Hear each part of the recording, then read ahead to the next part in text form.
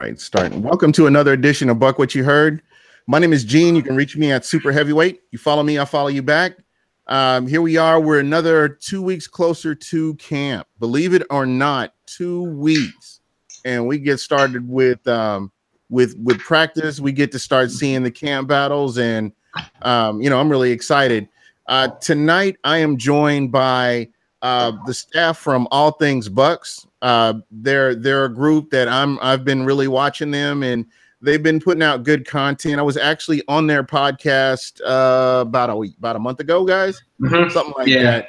And thank you guys again for coming on. And I really wanted to kind of get your thoughts on All Things Bucs. What's this all about? Corey, I'm going to start with you, and just introduce yourself, and then when you're finished, let's just kind of go on down the line and everybody introduce themselves and tell everybody how they can get a hold of you.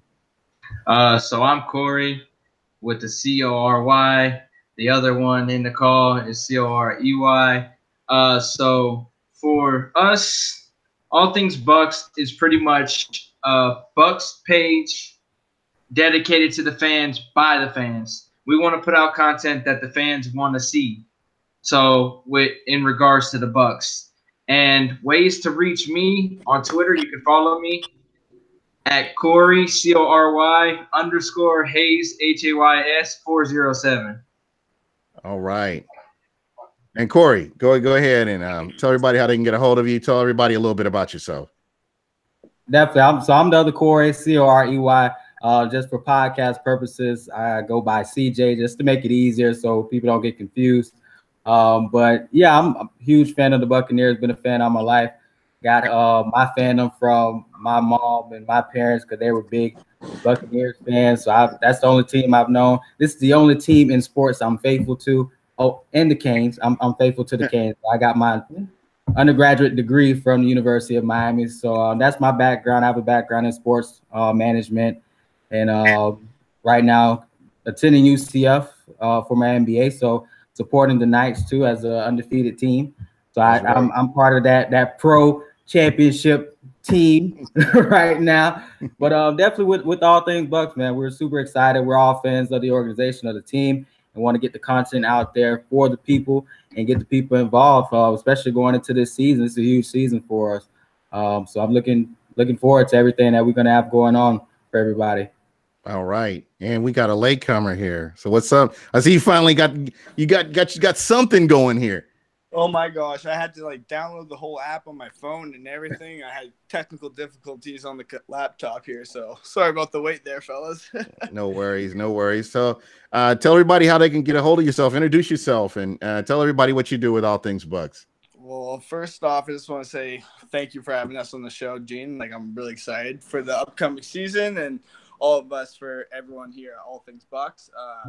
First off, I'm Kellen Pools. I'm the original founder of All Things Bucs back 2 years ago now. Just started off as a fan page on Instagram, but now since we're starting to grow on Twitter and whatnot, we're here to kind of start getting going into the news media, right? So here we got Corey and CJ, and we have Phil on our side. We have a bunch of dedicated contributors on our team. So honestly, you can just follow us on All Things Buccaneers, All Things TB Bucs on Instagram. We have videos coming out. We have all these new additions that we can obviously talk about in the coming show. So I don't want to steal the mic too much away from you guys. So I kind of late last second here. So it's all good. That's all good, man.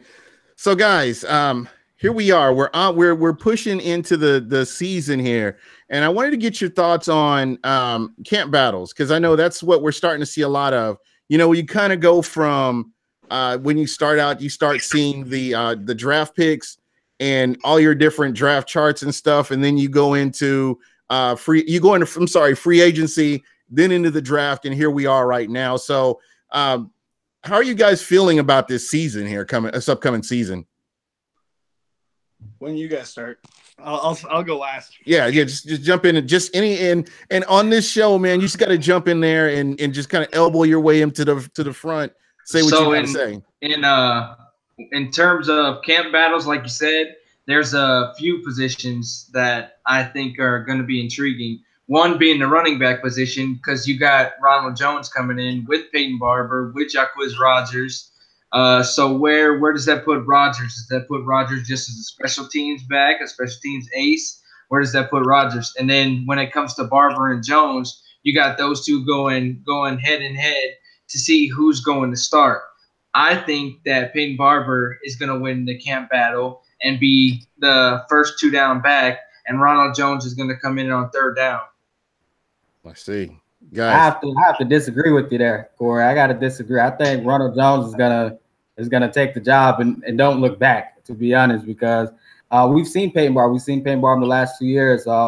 And as much as I would like to be like, okay, this is his year, he can take the reins. He's improving. He knows the offense, but Ronald Jones' talent is undeniable, and he was drafted high by us for a reason. I think he's going to see the field early and often after training camp. And then another battle that I'm looking forward to, just how the defensive line rotation is going to be. Who's going to be the opening day starters on the defensive line, or are they going to have different packages for certain opponents when they come out? So I'm really intrigued and interested how that's going to work out. How Noah Spence is going to look coming into this season. Is he fully healthy coming off the surgery? Look jacked. How's JPP's going to look? I'm excited to see him. I want to see Vita Vea. I want to see Jared McCoy with some help. I want to see all of them. So I'm definitely looking forward to seeing those guys in the trenches, and hopefully that defensive line can come alive like they did at the end of the 2016 season when we went on that run, 5-game stretch. The 5-game win streak. They can do that for us, and I'm expecting big things from the team. In regards to the defensive line, I want to see how Buckner gets into them, because the videos that I saw from minicamp, Buckner was holding accountability for him and pulling into him. Whoever was messing up, he pull them out, or he just get in their face and chew them out. That's something I like to see. I want to see how he's gonna hold everyone accountable during the season. Yeah, I think what's big to remember here is the rookies. They are rookies. Okay, so that's something to keep in mind. How does the game come to them? Because you're going from college to the NFL. And we'll get to see a lot more of that once you see those live bullets, once preseason hits, where they're actually going up against somebody with a different colored jersey than what you see on that one, see them wearing. So that's something to keep in mind. Great perspective. I noticed you guys haven't mentioned the tight end position, but just let's stay on the offensive side of the ball. I'm going to ask you all. Okay. How do you feel about Ryan Fitzpatrick, and what is he going to do with his opportunity to be the game day starter? I'll go on this one right here. From like a lot of people are obviously just botching out saying we're going to go 0-3 or 1-2, best case scenario, right? Like there is like it's kind of weird though. You're breaking up, bro. So ducks of games, right? Then okay, I think he's breaking up.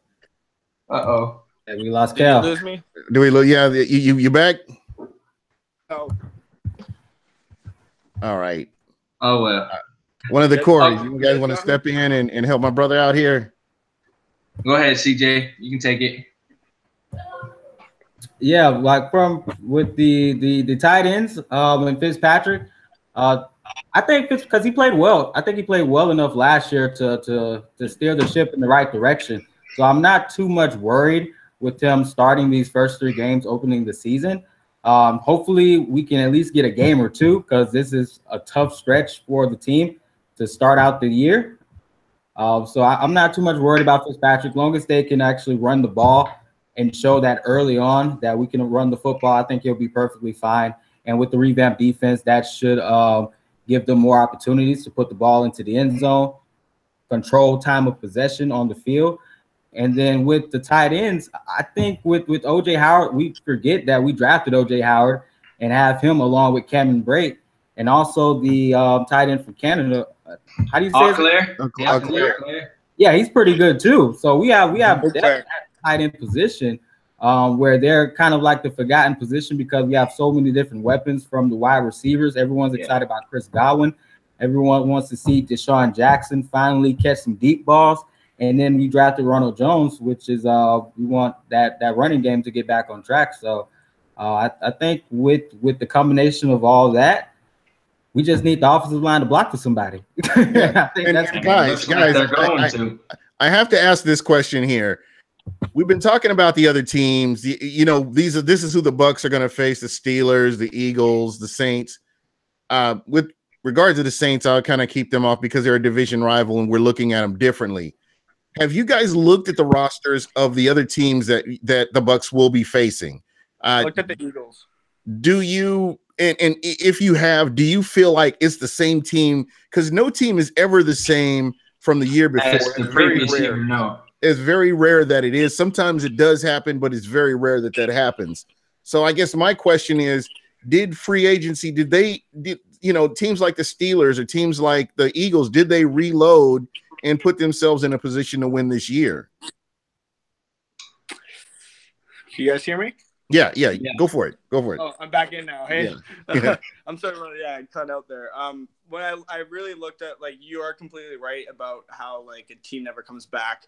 When you look at Philadelphia, right, I think that's a game that we actually could come out and win, especially like a home game too, or home opener. And like, they lost a lot of depth players. Like, they lost, like, say, Bo Allen, Vinny Curry, right? They did pick up a lot of good players too, but you never know how Wentz can come back after injury. Your volume's going down a little bit. Oh, you hear me there? Yeah. There we go. Yeah, there. Yeah, so you just never know how, like, Wentz will come back, right? But I think the Monday night game against Pittsburgh will be our biggest test against their secondary because it's Big Ben and AB, Antonio Brown, right? So that'll be a good test for. Don't forget Le'Veon Bell. And Le'Veon Bell too, right? So it's a good test on their run defense as well. So I say, like, the one game I can really see us coming, like, for out of those two games, I could really see, like, the Eagles more, like, not going to be on the throne this year. I can see the Steelers going to be really strong. Great game for us for Monday Night Football. I'd say all three games are going to be strong. But when in regards to the Eagles, like you said, the Eagles lost a lot of depth. But they kept their strong core together, which is key. Keep the core together. Like you see right now in the NHL, the Tampa Bay Lightning are keeping their core together for years to come. That's what it's about. It's about the future and keeping your core together. So in regards to the first three games, I think that the winnable game would be the first game. The Saints, obviously, is a division opponent. But without Mark Ingram, how is Kamara going to do by himself in the backfield? You know, that again, that's something that remains to be seen. I don't know. I just as I'm looking at, as I looked at the schedule again, I feel like these are games that the Bucs can win. I mean, I don't see a team out there that is just gonna come out and just dominate. So demolish, I don't see that. And in regards to Ryan Fitzpatrick, he's a seasoned veteran in the NFL. Just because you don't think that he's going to produce doesn't mean he's not going to. Honestly, I think that we re-signed him as a backup for a reason because we know what he's capable of. He has the nickname Fitzmagic for a reason. He, in my opinion, he can run the ship right there while Jameis is gone for the first three games. And then, like you said, the revamped defense, we can see how they do. If they play their part, then I think that we'll be just fine. I think so too. With the combination of all that, one of the biggest things for the first three games will be the game management. How is Coach Carter going to manage the game, knowing you don't have your starting quarterback and with the revamped team that you're coming into this season with? So how are you going to do with time of possessions? How are you going to do in a 2-minute situation, the 4-minute situation, to close out half? Because it was too many times where we didn't close out the half effectively, where a team got the ball, scored, and then they came out in the second half, scored again. Now we're down 10, 14 points, and now we're playing catch-up in the second half. So how is Coach Carter going to put the team in a position to be successful to close out quarters, close out halves, and to close out the game? I have a question to you to that point. Did he have the tools to accomplish this? Do you feel like he had the player personnel that could go out and make these things happen? Or do you feel like it's more of play calling, not making adjustments, or where are you guys at with that? I feel that it's a combination of the play calling, because a lot of times, because we have so many weapons, I think he gets caught up in it too. Oh, let's get all of the wide receivers on the field. Let's go 5 wide, and you're trying to get the mismatch. But at the same time, he got away from the run, especially in that New England game. He got away from the run when we were dominating on the ground. I was like, this doesn't make any sense. Why are you going away from the run game? Doug Martin just drove us down the field. I know he just got back from his suspension, but you got to go with what works. What's the bread and butter for was working for the team? And then you go 5 wide, and then we go 3 and out. It just didn't make any sense to me. Yeah, exactly. I think a lot of it was experience too. There's a lot of like different type of game situations that Dirk Cutter didn't know how to adjust himself or know how to call certain plays in. So, because it's like his year 2 of being an NFL coach, right? So now he's going to year 3. I just think it's a learning experience. The game's always evolution, like always growing as it is, right? So last year, there's always like a lot of moments where I was like, wow, like that was pretty unlucky. Oh, wow, like that's Tampa Bay football right there. Like, oh, wow, like they should have been this, should have been that. Like there's like the little things, right? Because I believe it's a game of chess. Like it takes everyone on the field to come together as one, right? So that's what like a lot of like that's what Mike Evans was stating earlier too. Like a lot of players just more became selfish individuals and stuff like that. He was saying something like that a couple months ago. So I just think now they gotta like learn from last year, especially with all the hype, the hard knocks, all that stuff.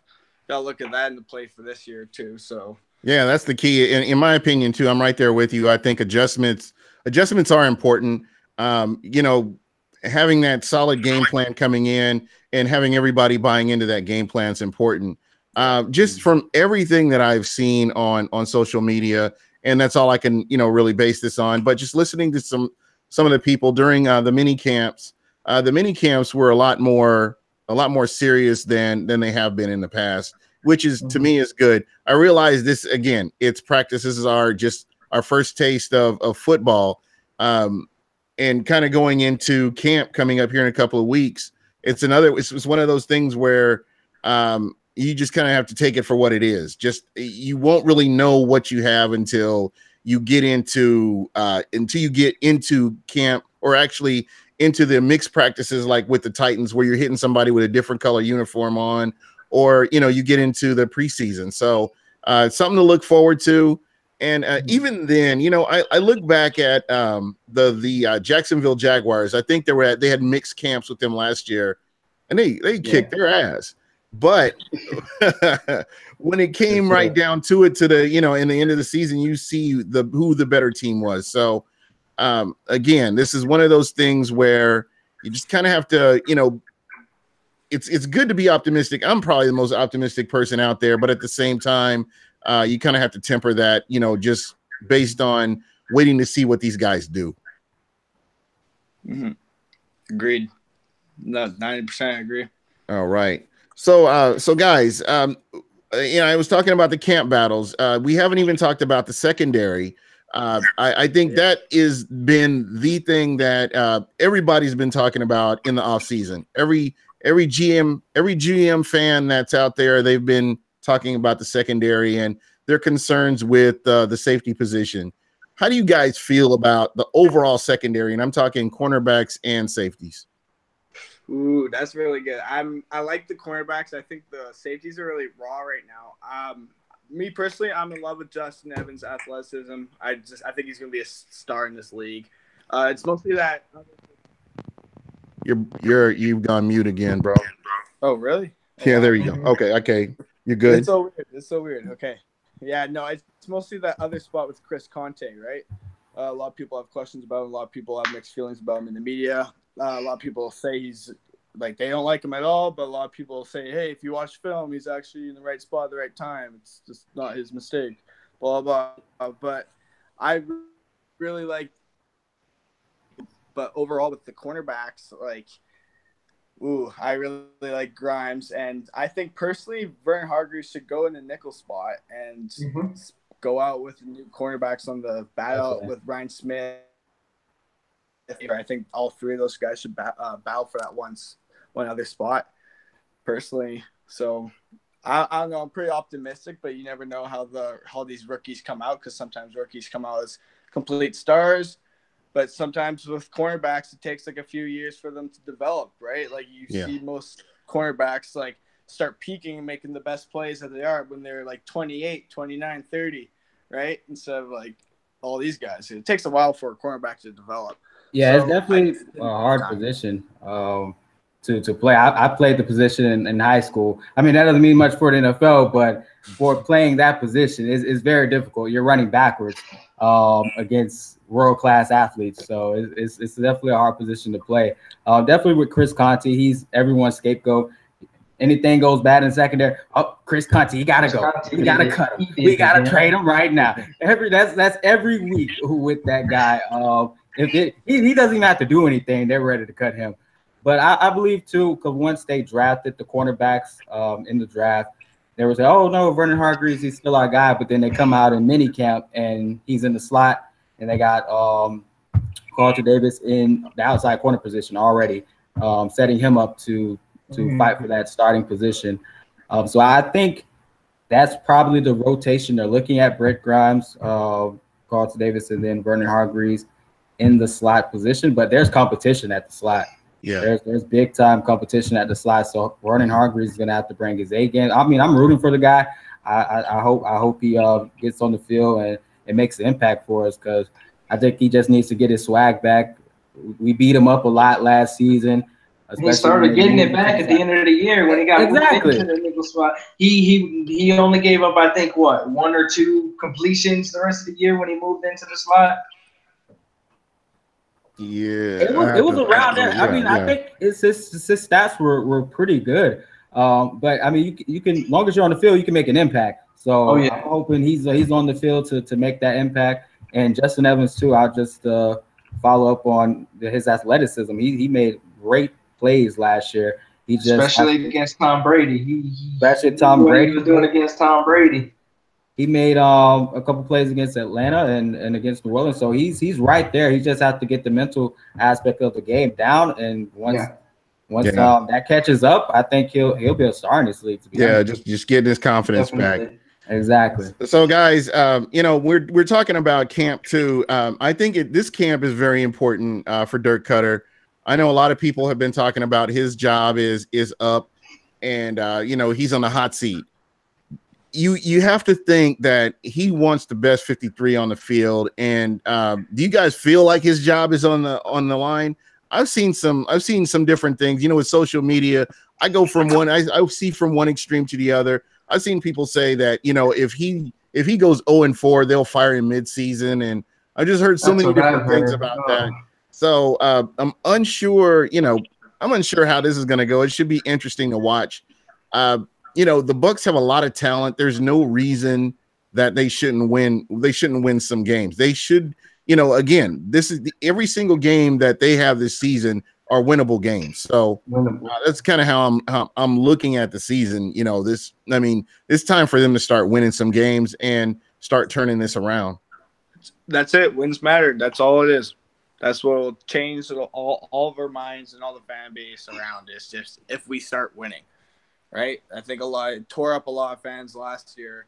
Once we had all the hype last year, as I was saying earlier, Hard Knocks and best roster on paper, and then all of a sudden, at the end of the season, once we couldn't make the playoffs, whose head were we calling? Dirk Cutter's. Yeah, everybody was drinking the Kool-Aid. It's a collective. It's everyone's here on a whole puzzle, right? It's like everyone's doing the same job. It's like this all takes players too, like.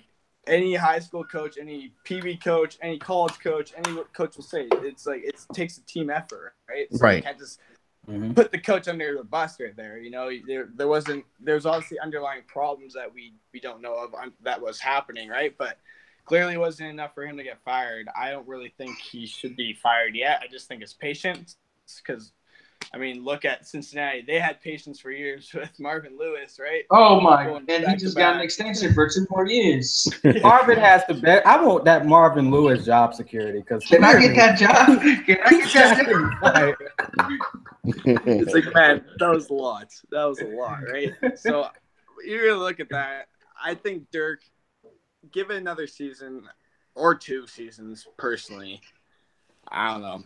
Let me ask you this. Let me ask you this here. Okay. Do you what kind of improvement are you expecting from him? In what areas are you expecting him to improve enough to where he could keep his job outside of wins? Just with the way he coaches, are there things that you saw last year that you didn't like that you feel like he needs to improve on? I think that he had too much of a leash on Jameis during like the Hard Knocks and everything. I don't know. I just feel like he has too much control of like the offensive aspect when he should have more time to focus on everything, not just one area. Yeah, because he's an offensive-minded coach, and I've played before, and I know how offensive-minded coaches work. They always want to have control into like in the offense and the playbook and everything. Before you know it, the head coach is becoming the OC when realistically the OC is not really doing his job, right? So I just think he needs to focus more on learning how to control the aspects of game clock management, controlling the whole game and everything. That's one thing I really think that he needs to work on from last year that I saw, which was a little inconsistent. It was kind of frustrating me, right? There's times like where we're like, oh, spike the ball, or there's times with that, right? Because this is inexperience. So, Corey, Corey, I'm going to go to you. What are your thoughts? Just kind of following what? Just on Dirk in general, or just just kind of along the same lines. What I saw last year was, like Kellen said, a little bit of inexperience. Even though he was year 2 as a coach, it was like he didn't know what to do when certain situations came up as a coach.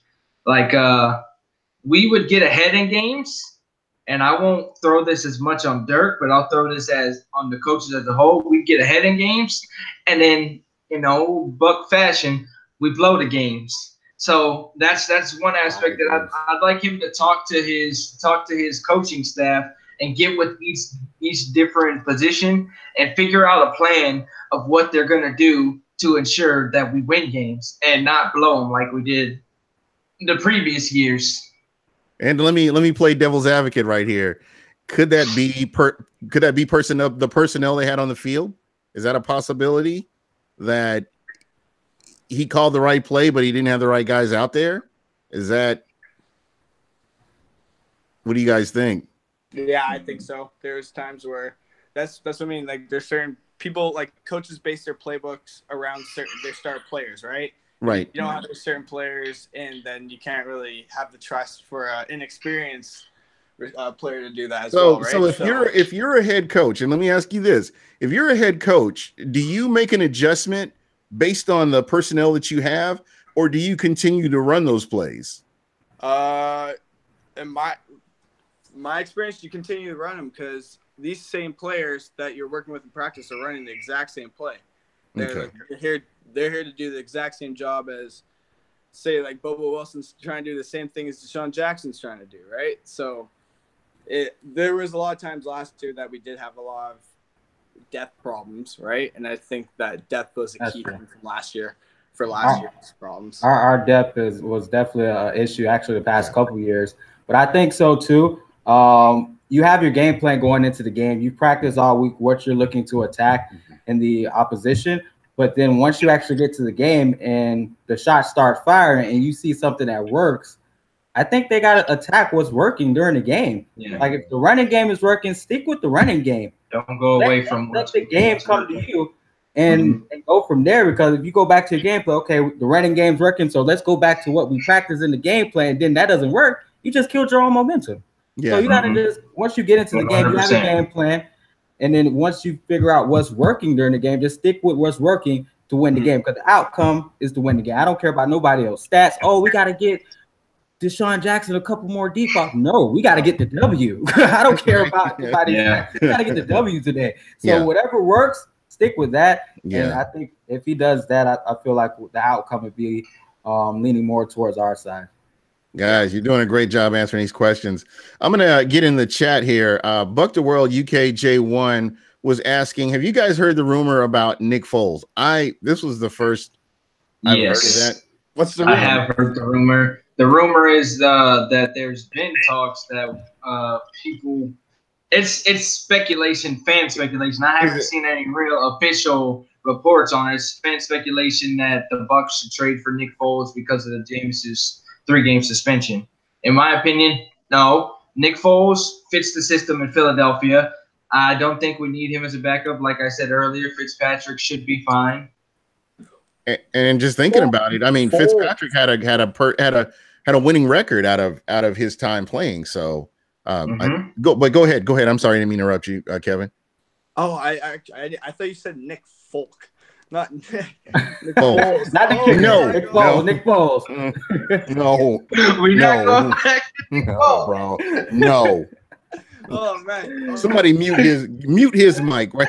Yeah, cut me out right now. Cut me out, guys. We're not going back to that situation. Bro, Ooh. don't you can't utter those words here. Why anybody? I haven't heard anything about the kicking situation. I don't want to hear anything about the kicking situation because that means it's going well. Nope. Yeah, no, we're not saying anything.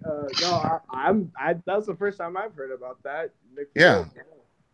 And again, I hadn't seen any articles or any rumors of the Bucs in talks with anybody. I mean, why would you go out and bring in Ryan Fitzpatrick? I think that you have a guy that's familiar with the system. He's comfortable with the system, and that's kind of what you want to go with. You want that steady. You don't want any disruptions. You want something that is he can come in and manage the game or do what he needs to do.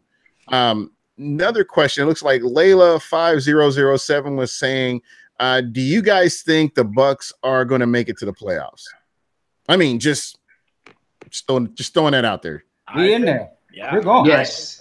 We're going. I think so. I think Jameis Winston's, from all this bull crap that's happening, I think he's just gonna come out and just bomb out the whole league, and we're just Chip on the shoulder. Yeah, You're gonna have the chip on the shoulder. Hey, there's the chip carriers movement. Every time. Yes, the chip. Shout out to Thomas. It's growing. It's growing. Shout out to Thomas. It's definitely growing, but I think how he's going to respond to adversity, because now it's on him. Like situation on a thin line, thin rope that he's walking, and once he comes back from that suspension, everything is on him. So I'm expecting him to have a big. I was expecting him to have a big year regardless, just because it's like a contract year. But he really has to be laser focused, and that's definitely another aspect. The contract. He's on that. You got to decide. He was our number one pick. You got to decide, because we did pick up his extension for the 5th year. So you got to decide, is this going to be the year that he determines whether or not he's worth going after the 5th year, or do we just get rid of him? Yeah. 100%. 100%. So, guys, I think we're going to Kirk Cousins him, too, to be quite honest. I think we're going to slap the franchise tag on him. Even after the 5th year, I don't think they're going to. You like that? Quite yet. You like that?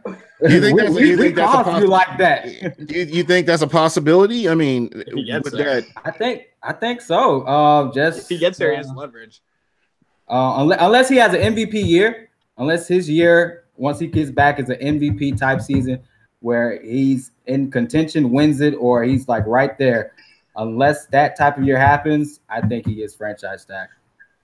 All right. Well, guys, when we're talking about Jameis Winston, what did you guys think of the interview Randy Moss had after working out with the Bucs? What are your thoughts on that? I mean, you really need. I mean, in this time, you really need positive press. And here's a guy who they say he got in a lot of trouble. I mean, I'm trying to remember back to what he did. He did some things, but he's speaking from experience, and he's just basically telling, Jameis, you got to fight. You got to keep fighting and keep your that the incident happened in 2016. And I'm not making light of it to anybody out there. I'm not making light of it. But again, I go back to saying, I wasn't there. But at the end of the day, Jameis shouldn't have put himself in that position. But moving forward, my thing is he's got to fight. He's got everything he does. He's got to realize he's under a microscope, and that's what he has to do. And I wanted to get your thoughts on, having somebody like a Randy Moss come in and talk to him. What do you guys think about that? Yeah, him working with the Hall of Fame wide receiver, especially after this situation, I think is very big, especially somebody that went down a troubled path in the beginning of his career. Like when I know he had trouble when it came to college and everything coming into the league. So I know that he has like the same type of situation that Jameis had. So it's big to have Randy Moss come work with him and also be like a mentor type of person with him. That's right. Yeah, Right, and Randy can empathize with him because Randy's been in trouble before in the league and in college. He's kind of, they're kind of like on a similar path, sort of, to say. But so he can talk to him from that perspective. Hey, I've been there. I got second, third chances.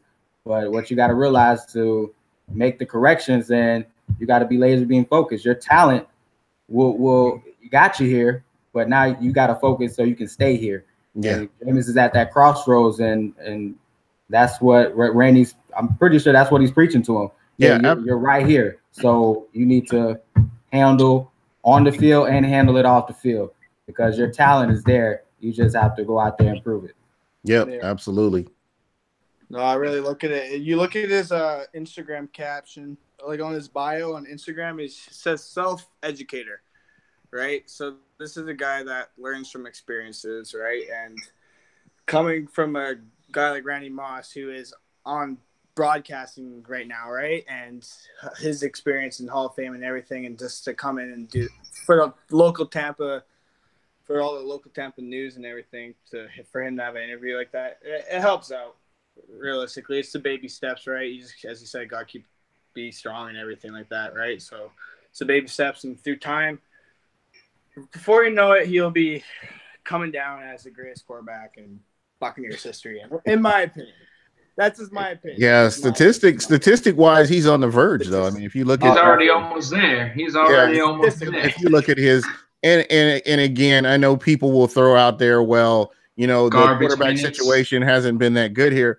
But at the end of the day, when it doesn't matter if you are the best in franchise history, that still they have to mention your name, regardless of what they say about him. They have to mention his name. So you know, that's records already. Yeah.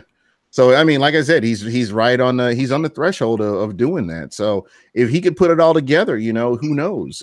This season is going to define this Tampa Bay Buccaneers team. From the general manager all the way down to the ball boy, this is going to define this team, because what you've had was a Jason Light who came in, the cupboard was bare, and he put together this team. You know, there were times, there were rough patches where people were calling for him to be fired, and you know they've stayed the course and they've trusted the process. So we're seeing little changes here and there. You bring in a Brinston Buckner. Todd Monkus gets an opportunity to do more on offense, which gives Dirk Cutter an opportunity to do more of what he needs to do. So there's a lot going on here, and I think slowly but surely they're realizing the mistakes of previous years. I know they watch 10 times more game film than I do or ever could, but you know, it's crazy. This is their job. I do this as a hobby. I'm just some loudmouth with a podcast. And, you know, these guys, you know, that's their livelihood. So you would think, you know, based on last season, there has to be some sense of urgency on everybody from top to bottom, that organization. It doesn't matter who. There has to be a sense of urgency, especially with this season coming up, that is vital. I mean, because you've got season ticket holders, you've got people that I know people that that are just coming up and getting season tickets that hadn't been getting season tickets since the mid 2000s. So you know, there's hope. There's a lot of things that are going on, and this season has to be successful. Yeah, we've had season tickets since 2009, 2010, and we've talked about possibly canceling them just because it's always, this is the year we got all the talent, and then the ship goes sinking, and it's just like, come on, guys, like this can't be the same thing. This is insanity. We're doing the same thing, expecting different results. Like, we got to get this on board and get into the playoffs. Bro, it's that labor of love, you know. You know, watching games from the 80s up till now is crazy. Just how things have gone. And then that season from the 90s going into the 2000s, I'm telling you what, you couldn't find a ticket. There was no way you're finding a ticket. And not with that group of players. Exactly. It was crazy. And again, there was that lull. There's been that lull for over a decade where things haven't been successful. Free agents haven't been successful. Unable to find a franchise quarterback. Just so many different things. Awful coach, awful general managers. And you come in here and you see where they're trying to build things up, and you see some of the players they're bringing in, and it kind of makes you think, man, maybe this is our year. And that's why this year is so vital. They have to put out a winning product. They just have to. They got to put it all together. You got to put it together. You got all the pieces. Bearing more injuries, but even that's not an excuse. The Eagles won the Super Bowl without their starting quarterback, so they just have to find ways to win games. Like point blank period. You got to put the pieces of the puzzle together. Once you put them together, you can have a complete team. That's what we need to do. Yeah. There you go. There you go. Know what they have to do. I know they want to win. They know the fans want to win. The city needs to win. I know the players. They know that. It's pretty obvious. So I think, you're right. This has to be like the year for this type of era, right? Yeah, most definitely. Dirk and Jason and all of them, this whole crew. It goes down to the ball boy. This is it for this era. I think this is the year. It's a contract year for Jameis Winston. This is huge. There's a lot of things going on. I mean, you look at Gerald McCoy. Gerald McCoy's a year older. You got to get productivity out of these guys while you can, and you have to put things together. And there just has to be that sense of urgency this season. And you have to be you have to have the best 53 on the field. Gotta have the best 53 on the field. I like too, in mini camp they had Chris Godwin outside, Deshaun at the slot position, because you need your best guys on the field. You don't have to necessarily put the 5 wide out there or put the 4 wide receivers out there. Put Chris Godwin, Mike Evans, Deshaun, have Cameron Brate or OJ Howard, Ronald Jones, because Ronald Jones is starting, Corey. I'm sorry, and have those guys on the field. I'm gonna mediate here. Do I hear a bet here? Because I can facilitate this right now. Because I'm hearing Peyton Barber over here. I'm hearing Rojo over here. Come on, let's see. What do you guys think? Ronald Jones can be the starter. I love what I've seen out of Ronald Jones in college. So there's nothing coming from my way. Come on, man. I would say from Coach Carter's history, just the way he coaches and he likes to rotate players, both of them will see the field starting out. I would actually rather them have a workhorse running back. I would let them go with one guy and let him take over. But I feel like Coach Carter, he's going to ease him in instead of just letting him take the reins. But he should be the week 1 starter and getting 20 carries or 20, 25 touches that game. Well, guys, I mean, is there anything wrong with the the running back by committee? I see a lot of teams doing it. I mean, I'm asking. I know that, I look at the Saints. You had Kamara and you had Ingram, and they were pretty much interchangeable. And that's what I alluded to earlier. Both of them had 1,000-yard rushing seasons, so you really can't. I'm a fan of the running back commission where you have multiple running backs, because it takes like they'll get tired easy if they're just running one person down the throat the whole game. So filtering in running backs throughout the game is something that I'm a big fan of.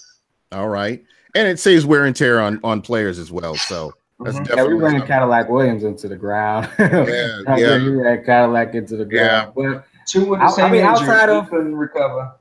Yeah, outside of Doug Martin and Charles Sims that year, they had Jameis rookie year. Our multiple running back committee situation hasn't worked out for us. So hopefully and that was Doug Martin. Doug Martin was number 2 in the league, So Doug Martin was 2. Charles Sims was catching passes, making people miss. I was like, oh, Charles is the man. But he wasn't doing that twinkle toe between the tackles. Yeah, he just can't stay healthy. That's the big knock right there. Yeah. And just kind of going back to what you guys were talking about Pontiac Williams, man. He did his thing, man. He was that guy that they ran him, and You know, they that's where you needed that running back by committee. Mm-hmm. Yeah, definitely. John Gruden didn't believe in that though. He's running his running backs into the ground. Yeah, definitely. So better Oakland than here. So well, guys, I know it's crazy, but it's already been almost an hour. We've been talking. I want to get everybody, the Corys and Kevin. I want to get everybody, just tell everybody how they can get a hold of you. You guys got to give me something. What is All Things Buc? What are you guys going to do to set the world on fire? The Buccaneer Nation. What are you guys going to do to set it off with the season coming up? Just give me a little bit. Just give me a little bit here.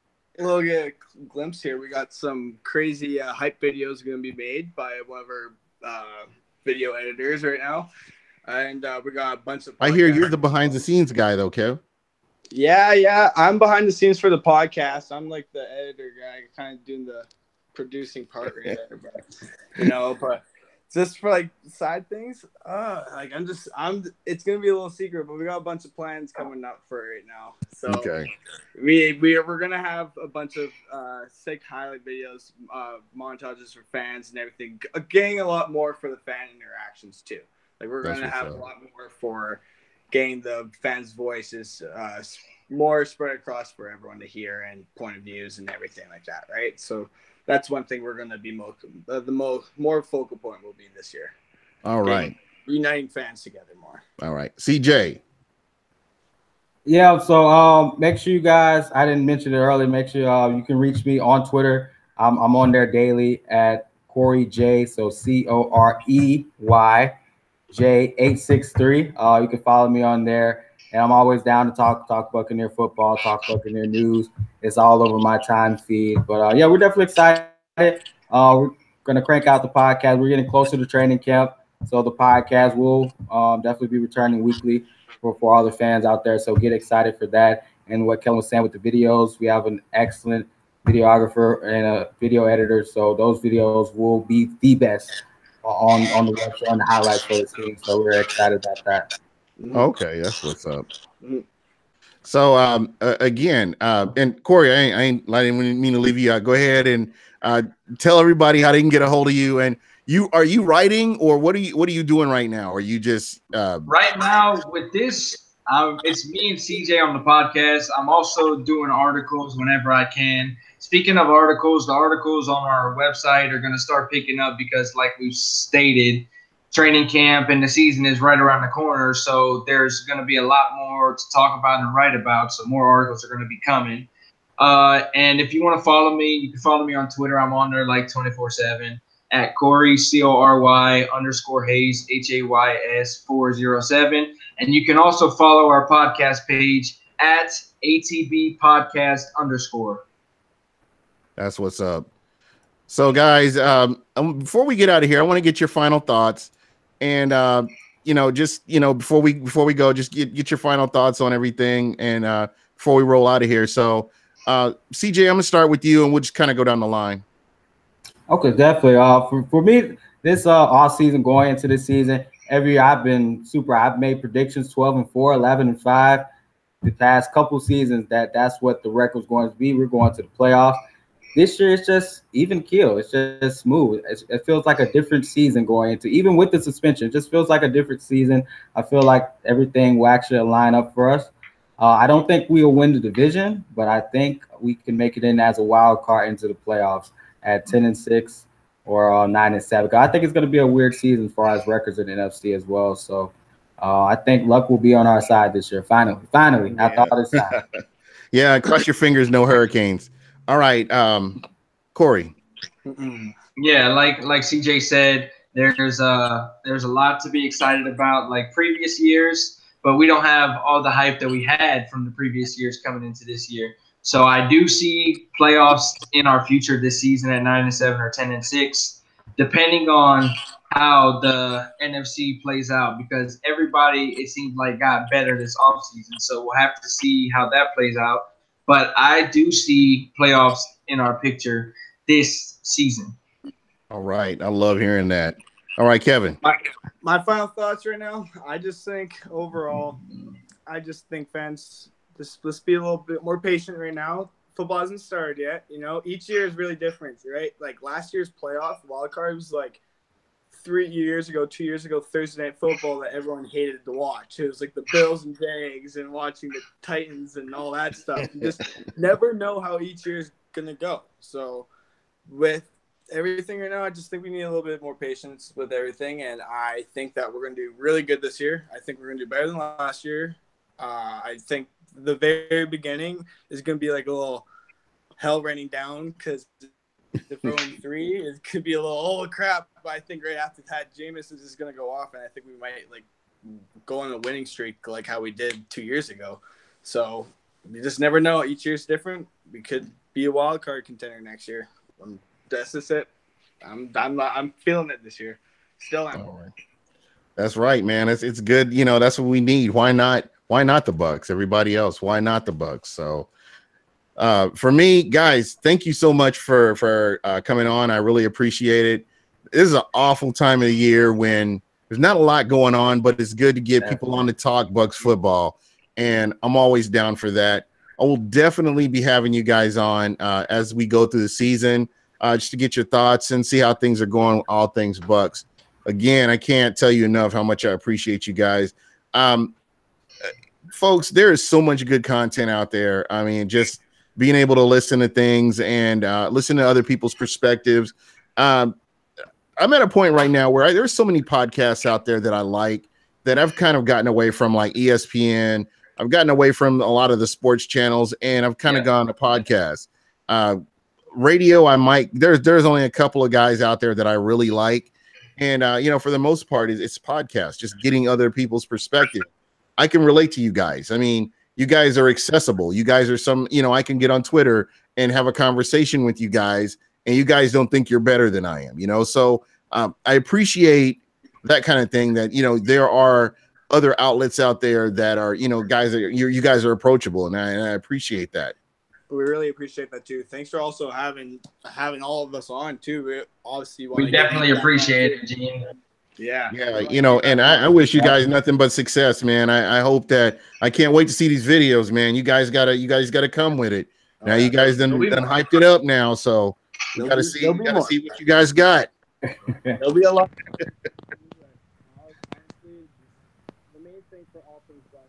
Hey, bro, I'm sorry. You guys, okay. All right, go ahead. No, this the main thing is this. All things Bucs, like the whole core of us, we want to reunite fans. Like we want to unite all of us as whole as one. We don't want to have any media competition, controversies, or anything like that. That's not what we're all about. That's the last thing we ever want to do. So that's just like putting that out there too. Also, shout out to any Canadian Buc fans out there. I'm the Canadian Buc fan right here. So if there's anyone listening out there, make sure to check us out and follow us. There's not a lot of us up here. Yeah, most definitely. I'll actually be in Vancouver in December, so I'm looking forward to that. So freeze my butt off for a little bit, you know, get out of this heat. To be honest, it rains in the winter there, so it's not going to be that snowy. All right. Well, guys, thank you so much. I really appreciate you. And just to the people in the chat was kind of quiet. I guess everybody's just getting ready for camp, I guess. So yeah. But anyway, I appreciate you guys, and again, you guys have an open invitation. If there's ever a time you want to say, hey, Gene, I want to get on, just let me know, and I'll definitely get you on. Thanks to everybody that's listening. I really appreciate you, and that's pretty much it for us. Peace.